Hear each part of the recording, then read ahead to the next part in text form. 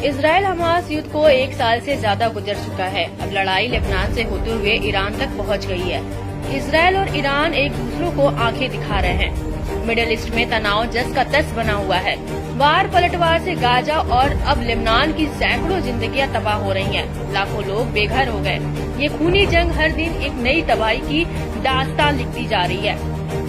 Iran समर्थित proxy गुटों ने इजराइल को युद्ध में उलझाकर ऐसा कोहराम मचा है कि जिसकी जद में पूरा मिडिल ईस्ट आ गया है।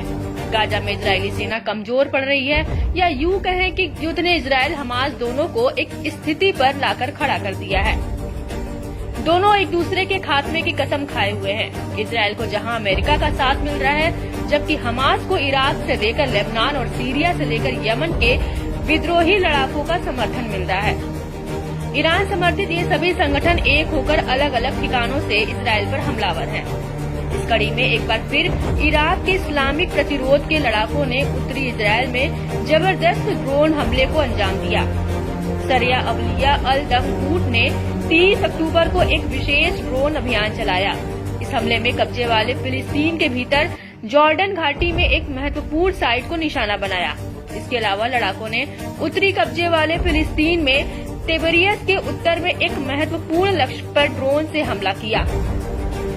ब्रिगेड ने इजराइल के खिलाफ प्रतिरोध की एकता के लिए अपनी पूरी प्रतिबद्धता पर जोर दिया। इराक के इस्लामिक प्रतिरोध ने उत्तरी कब्जे वाले फिलिस्तीन को निशाना बनाकर किए ऑपरेशन की जिम्मेदारी ली। समूह ने अपने बयान में बताया कि गाजा और लेबनान के लोगों पर हो रहे इजरायली हमलों के जवाब में प्रतिरोध के सहयोगी के तौर पर हमला किया। यह अभियान दुश्मन के ठिकानों पर हमलों को तेज करने की प्रतिबद्धता को जाहिर करता है।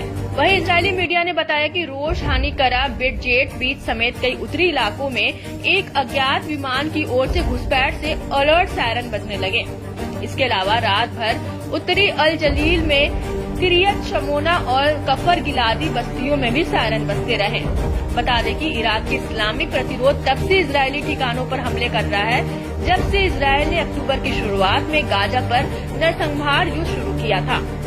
गाजा में इजराइल के खून खराबे को मिल रहे अमेरिकी समर्थन से प्रतिरोध तिलमिलाया हुआ है। यही वजह है कि इराक और पड़ोसी सीरिया में इस्लामिक प्रतिरोध ने अमेरिकी सैन्य ठिकानों पर भी जोरदार हमला कर बड़े नुकसान का दावा किया है।